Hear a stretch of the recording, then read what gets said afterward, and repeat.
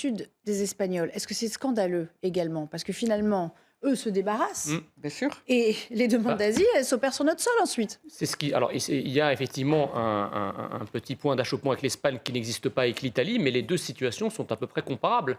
C'est-à-dire que vous avez une masse de migrants clandestins qui est à la frontière, franco-italienne comme franco-espagnole. Et en fait, vous avez des gens qui, tous les jours, essayent de passer la frontière. Quand ça ne marche pas, on revient le lendemain, etc. Donc, il faut évidemment que la France rétablisse des frontières, ou en tout cas une zone frontalière, une zone tampon de quelques dizaines de kilomètres avec l'Espagne.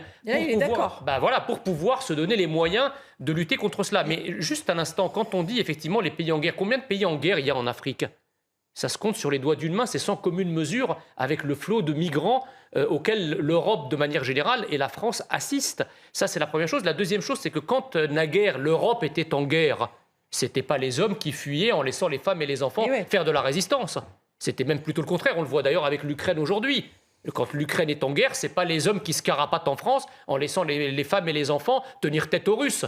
Si je ne m'abuse. Donc c'est bien des femmes et des enfants que nous recevons. Or, cette immigration-là qui provient du continent africain est quasi exclusivement masculine et sans femmes, sans enfants et sans vieux, c'est masculine et jeune. Donc normalement, l'âge de faire la guerre. Donc si ces pays sont en guerre, ces gens devraient être chez eux en train de faire la guerre, ce qui n'est pas le cas.